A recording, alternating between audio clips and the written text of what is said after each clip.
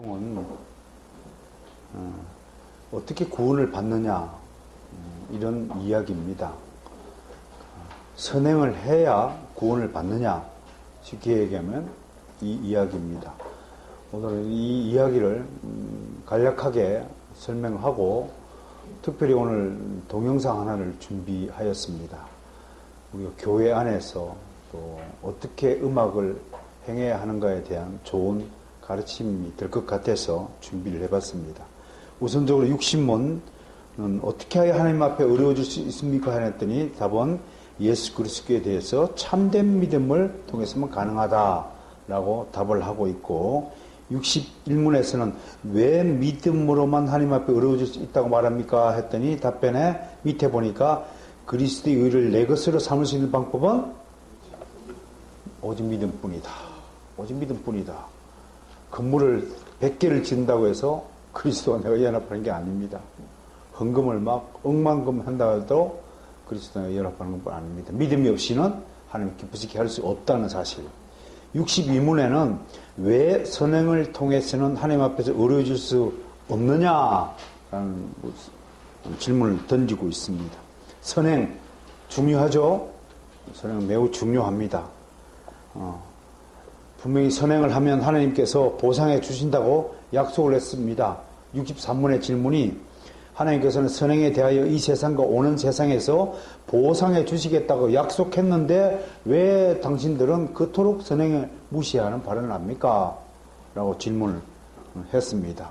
그러나 우리 선조들은, 하이델베르그를 만드신 선조들은 이렇게 답변을 하고 있죠. 그 보상은 노력의 대가가 아니라 은혜로 주시는 선물이기 때문입니다. 라고 답을 하고 있고, 그렇다면 사람들은 그러한 교훈으로 인해 선행에 관하여 무관심해지고 사악해지지 않겠습니까? 하는 64문의 질문에는 아닙니다. 함께 읽습니다. 시작. 아닙니다. 참된 믿음으로 그리스도와 연합한 사람 감사의 열매를 맺지 않을 수 없습니다. 라고 답을 하고 있습니다. 자, 과연 구원에 있어서 선행은 구원에 어떤 역할과 위치를 하느냐에 대한 이야기가 오늘 하이델베르그를 통하여 주시는 우리의 믿음일 것입니다. 현재 여러분들이 독서 토론하고 있는 메이첸 박사의 기독교 자유주의에 대해서는 이 문제에 대해서 58쪽과 59쪽에서 상세하게 설명을 해두고 있습니다. 갈라디아에 있는 교인들, 갈라디아 교회 안에 몰래 침투한 유대주의자들의 가르침을 사도 바울은 다른 복음들이라고 명했고, 그 다른 복음을 전하는 자는 저주를 받을 것이다 라고 선포한 바 있습니다. 그러면 도대체 갈라디아 교회 안에 침투한 다른 복음들의 내용이 뭘까?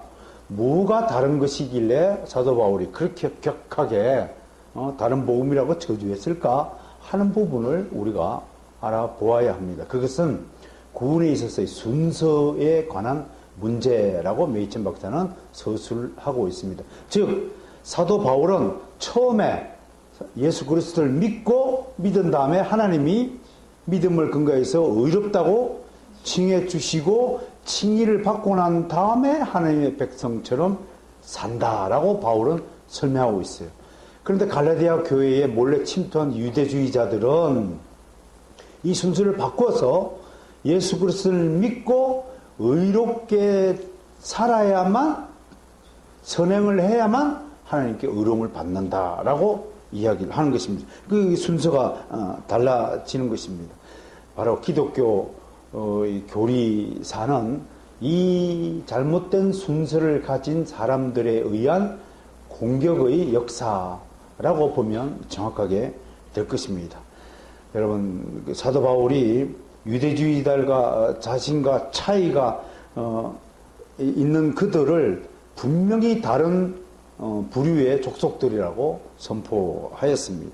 그건 한마디로 은혜로 구원을 받는 것인가, 우리가 하나님 앞에 어떤 공을 쌓아야만 그 공로의 값으로 우리가 구원을 받는 것인가 라는 이 차이는 초대교회 때부터 지금까지도 우리들 사이에서 분명히 존재하고 있다는 사실을 잊지 말아야 합니다. 그러나 성경은 이러한 공로주의를 정확하게 반대합니다. 구원은요, 선행은 칭의를 받은 우리에게 우리가 하나님의 그 값없는 은혜에 대한 감사하는 마음의 표시일 뿐이지 그것이 구원의 조건이 될 수는 없다고 하는 것입니다. 만약 그리스도가 우리에게 구원의 일부만을 제공하고 나머지는 우리로 하여금 채우도록 하셨다면 그것은 온전한 구원의 은혜가 아니라고 할 것입니다. 구원을 얻기 위해서 우리가 채워야 되는 그 간격이 얼마나 큰지도 우리가 알 수가 없고 얼마나 많은 공로를 쌓아야 얼마나 많은 선행을 행해야 그 간격을 채울 수 있느냐 하는 문제가 발생하는 것입니다. 주님 안에서 그 간격이 아무리 적다고 할지라도 우리의 노력과 힘과 능력으로는 그 간격을 채우기에 턱없이 부족한 존재들이라는 사실을 우리는 분명히 인식해야 됩니다.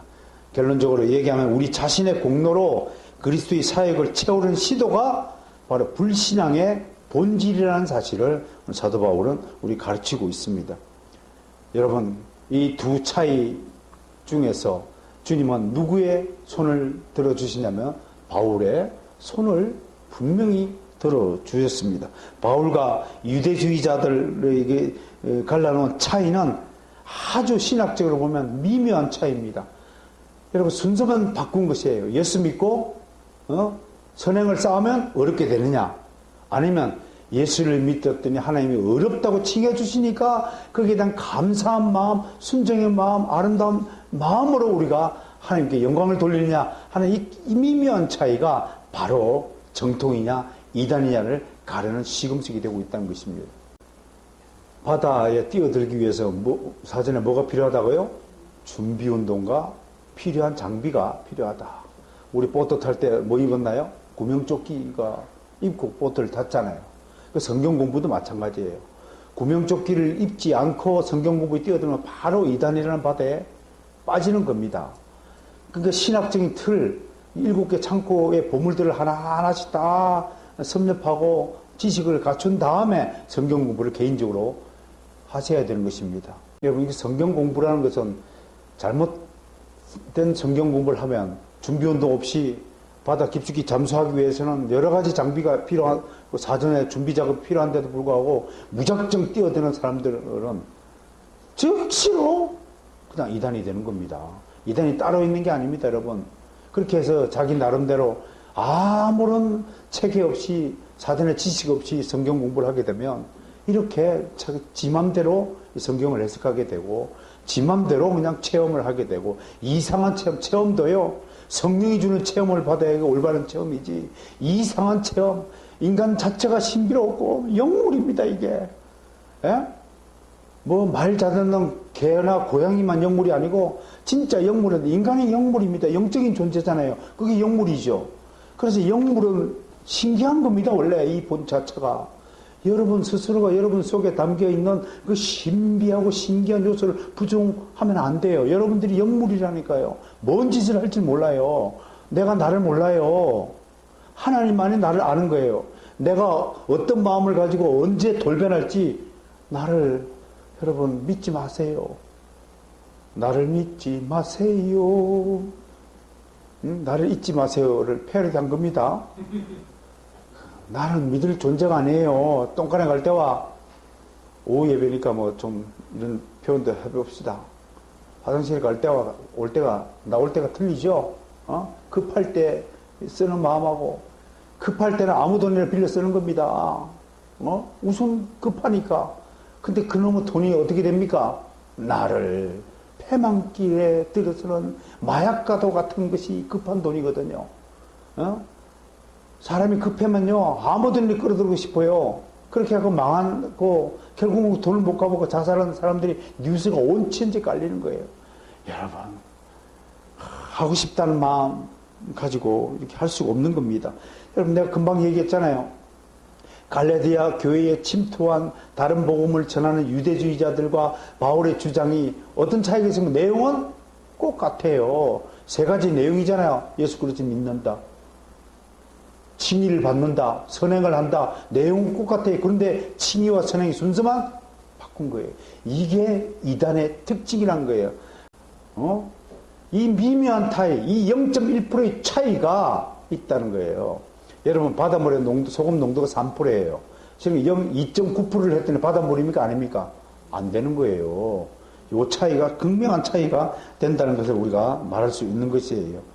바울은 이런 비교리적인 교리를 절대로 이런 종교를, 이런 미묘한 차이에 불과하지만 이 비성경적인 교리를 만들고 있는 종교를 절대로 옹호하지 않았습니다.